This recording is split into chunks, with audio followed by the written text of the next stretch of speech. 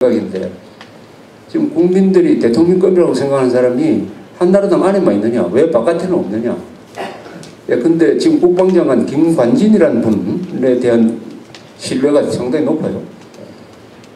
외교통상본부장 하는 김종훈 대중적 인기가 높습니다. 이런 사람들까지 다 끌어들여가지고 범우파의 경쟁 구도를 하나 만들어내가지고 여기서 치열하게 싸운 사람이 1등을 하도록 만드는 이런 게임의 구도를 넓혀야 된다. 저는 이렇게 생각을 합니다. 그렇게 해야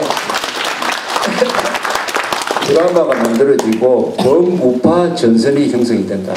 한나라당만으로는 절대 안 된다. 김정일 세력이냐 대한민국 세력이냐로 갈라야 된다 하는 이유가 바로 그런 데서 찾을 수 있을 것이라고 생각을 해요. 그 다음에 지금 이 선거의 본질이 뭐냐, 내년 선거가 과연 뭘 의미하느냐 하는 것을 우리 정부, 한나라당, 우리 범우파 세력이 깊이 인식을 해야 될 것이다. 내년 선거도 과거에 있었던 선거와 똑같다. 막 그 중에 하나겠지. 이렇게 볼 것이냐. 아니면 내년 선거에서 예컨대 종북 세력이 정권을 잡는다. 그래서 종북 정권이 탄생한다. 종북 정권이 탄생한다면 무슨 일이 일어날 것이냐 하는 것을 정확하게 인식을 해야 되고, 그 정확한 인식을 자기 혼자서만 하고 있을 게 아니라 이것을 국민들한테 알려야 된다. 이런, 예컨대 박원순이라는 사람이 등록금을 철폐하는 운동을 왜 안 하느냐고 동국대학교 가가지고 선동을 했어요. 왜 반값 등록금 그 정도만 이야기하느냐, 차라리 등록금 철폐하라고 이야기하라, 그런 식으로 선동을 했어요. 그러면은 종북 정권이 잡으면은 등록금을 다 폐지해버린다? 그러면은 우리는 그리스 꼴이 나는 거죠. 그 사람이 예를 든 게 핀란드 예를 들었어요. 핀란드는 등록금이 없다. 대학교 등록금이 없다. 똑같은 세금 내는데 우리는 왜 등록금 내느냐. 이런 이야기입니다. 이런 이야기 한국 사람들이 잘 단순 비교에 잘 속아 넘어가요. 핀란드 사람도 세금 내고 우리도 세금 내는데 핀란드는 대학 등록금이 없다. 왜 한국은 대학 등록금이 있느냐. 이런 이야기를 하면은 그게 맞다고 생각하는 사람이 많아요. 맞다고 생각하는 사람이 많습니다. 이런 아주 이 논리에, 한국 사람들은 단순 논리에 꼭 속아 넘어가요. 아니, 그런 식으로 얘기할 것 같으면은 핀란드 사람은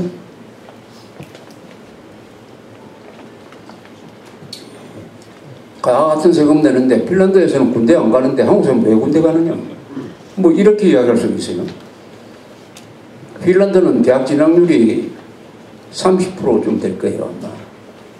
우리나라 대학 진학률이 83%랍니다.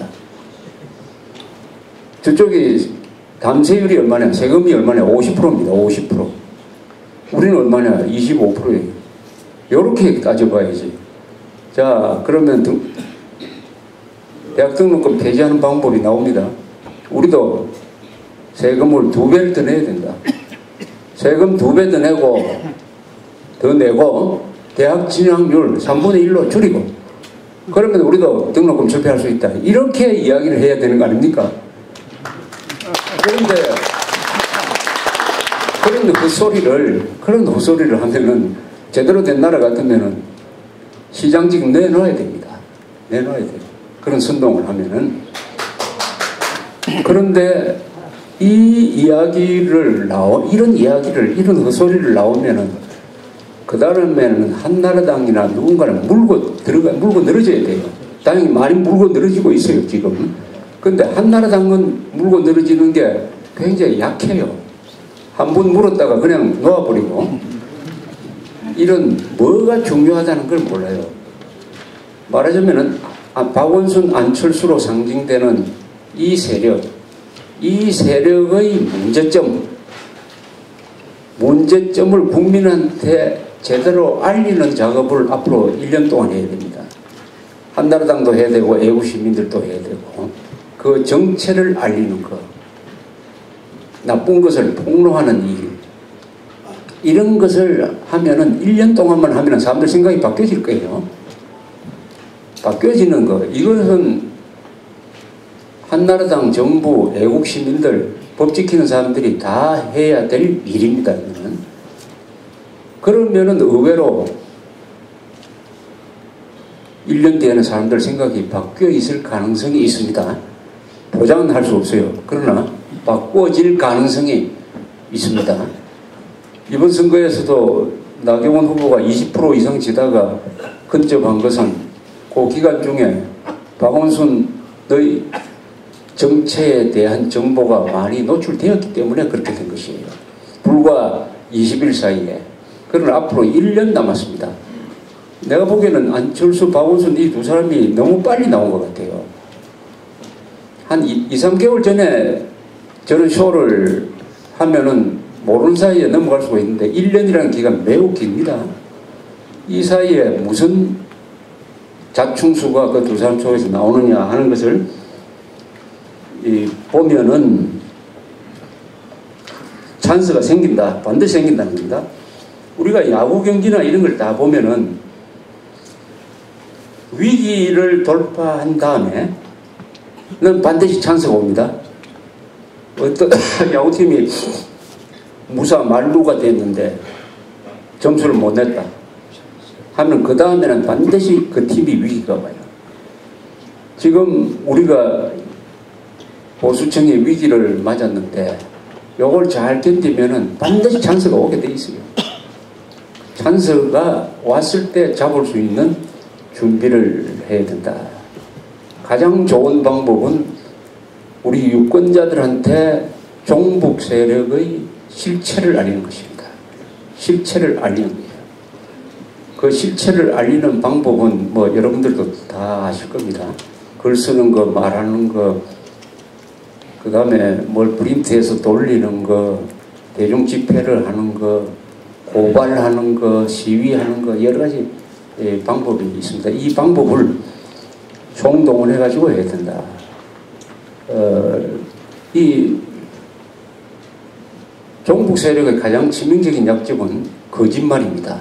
거짓이라는 토대 위에 서 있는 건물이니까 그 거짓을 폭로하면은 무너지게 돼 있어요.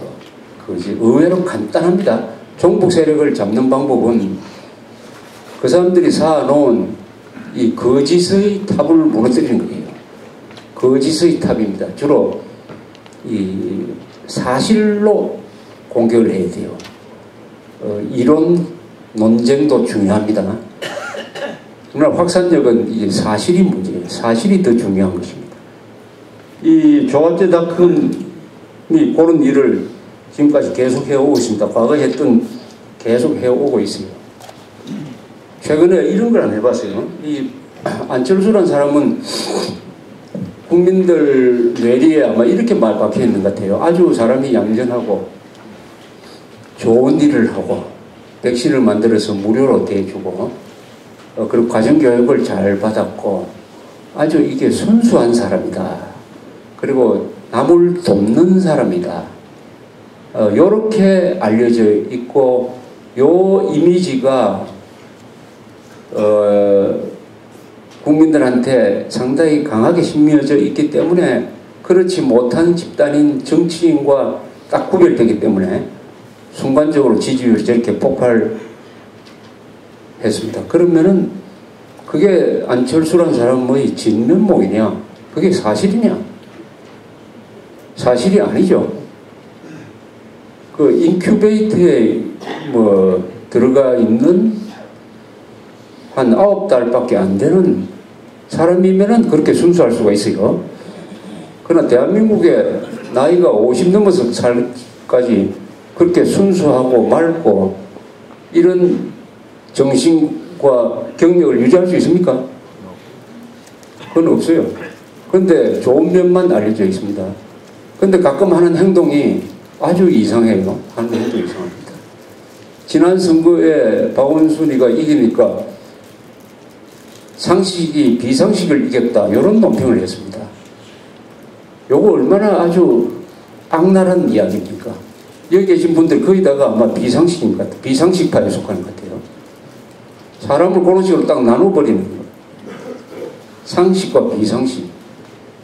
누가 봐도 박원순이라는 사람이 비상식이죠. 하는 행동이.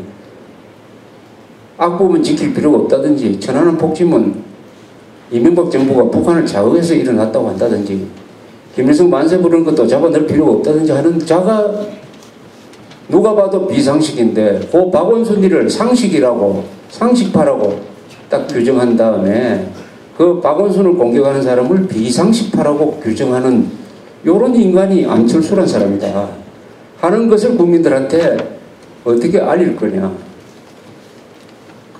요새